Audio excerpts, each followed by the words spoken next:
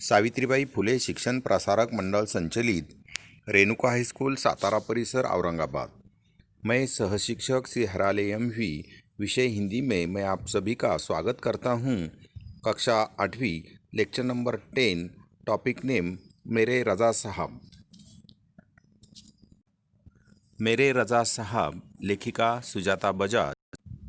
लड़की ससुराल जा रही है, उसे संभाल कर भेजना है।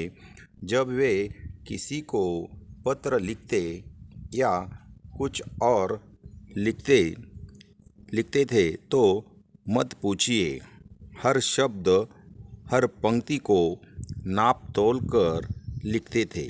तो इस प्रकार रज़ा साहब अगर किसी को पत्र लिखते थे तो हर शब्द उनके लिए महत्वपूर्ण होता है, हर पंक्ति उनके लिए महत्वपूर्ण होती है। उसे नाप तोल कर सोच समझ कर लिखते थे, ऐसा सुजाता बजाज कह रही है।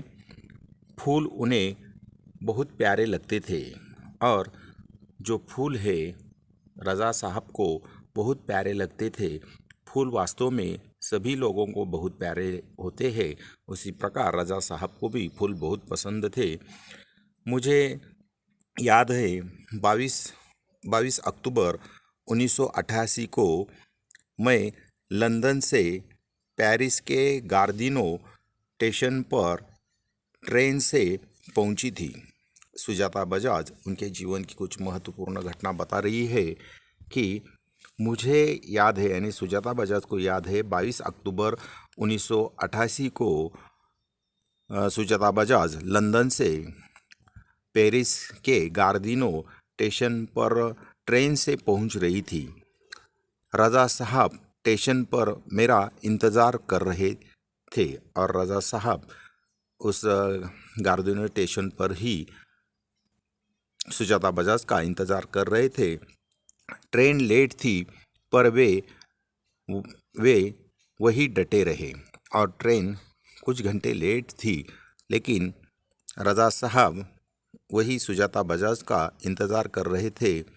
मुझे मेरे हॉस्टल के कमरे में छोड़कर ही वे गए और हॉस्टल के कमरे में पहुंचकर ही रज़ा साहब वापस चले गए।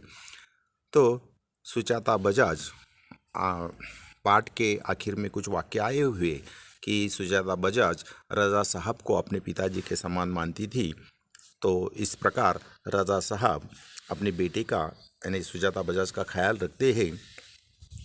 एक दिन मैं बीमार होकर अपने कमरे में पड़ी थी और एक दिन सुजाता बजाज बीमार होकर अपने कमरे में पड़ी थी। रात 11 बजे रज़ा साहब मेरे लिए दवा भारतीय रेस्टोरेंट से खाना पैकिंग करवाकर पहुंच गए। तो इस प्रकार सुजाता बजाज बीमार थी, तो रात के 11 बजे रज़ा साहब उनके लिए दवा भारतीय रेस्टोरेंट से बना हुआ खाना पैकिंग करवाकर वहाँ पर पहुँच गए। मेरे घर वालों को फ़ोन करके कहा और उन्होंने उनके घर वालों को फ़ोन करके कहा, आप लोग चिंता न करें, मैं हूँ पेरिस में सुजाता की चिंता करने के लिए। तो इस प्रकार रज़ा साहब ने सुजाता बजाज के घर वालों को फ़ोन किया कि आप चिंता न करें, पेरिस में मैं सुजाता बजाज की चिंता करने के लिए हूँ, मैं उसका अच्छी तरह से ख्याल रखता हूँ। हर बार जब मैं या रज़ा साहब पेंटिंग करते तो सबसे पहले एक दूसरे को दिखाते थे। तो इस प्रकार सुजाता बजाज और रज़ा साहब जब भी पेंटिंग पूरा करते थे तो एक दूसरे को बताते थे। दोनों एक दूसरे के ईमानदार समालोचक थे और कुछ अच्छी बात हो तो दोनों एक दूसरे को कहते हैं कि ठीक है, अच्छा बना हुआ है आपका पेंटिंग, पर लेकिन अगर उसमें कुछ कमियां हो तो एक दूसरे को दिखाते थे, कमियां दूर करने का प्रयास करते थे।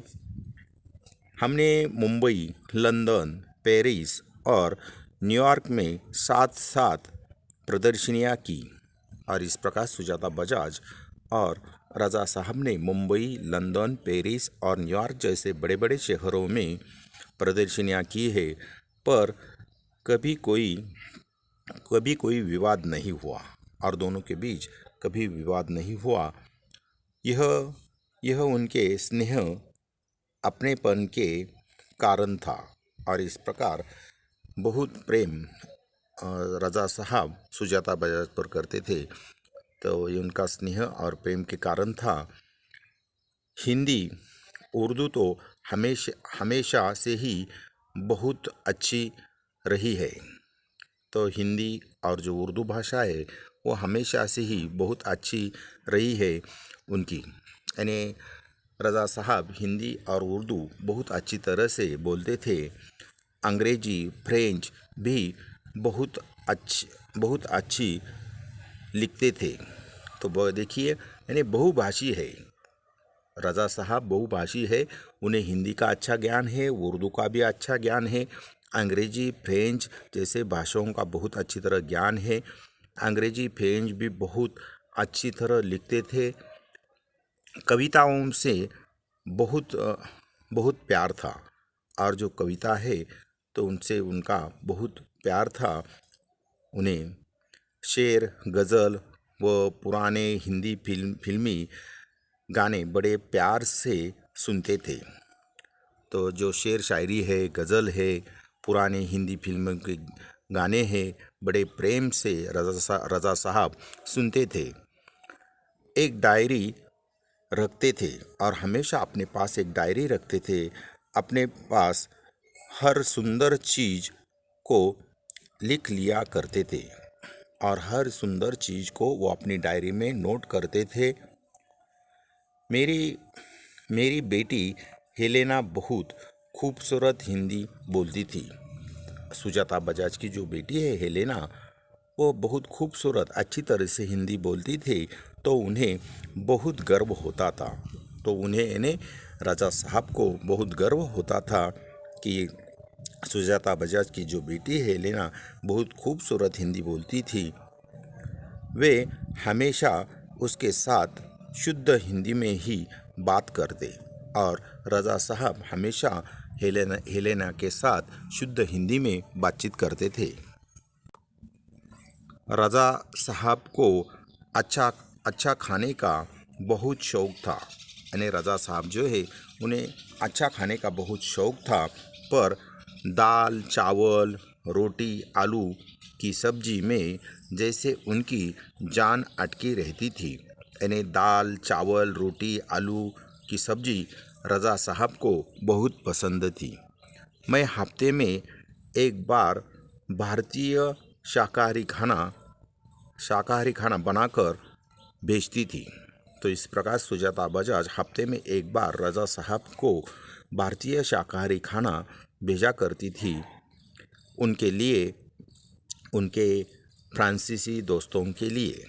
और जो रज़ा साहब है और उनके जो फ्रांसीसी दोस्त है उनके लिए भी सुजाता बजाज हफ्ते में एक बार भारतीय शाकाहारी खाना बनाकर भेजती थी।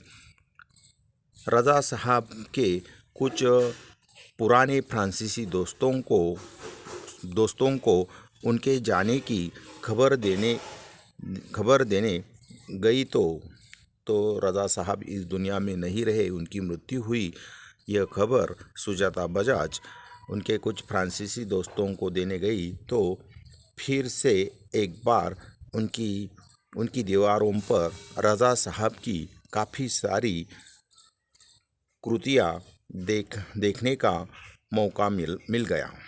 तो जो फ्रांसीसी दोस्त है उन्होंने रज़ा साहब की जो कृतियाँ है उन्होंने दीवार पर उनकी बहुत सारी पेंटिंग वगैरह चिपका कर रखा था। तो उसे देखने का मौका सुजाता बजाज को मिला। मैं हमेशा कहती, यानी सुजाता बजाज हमेशा कहती, राजा साहब आप मेरे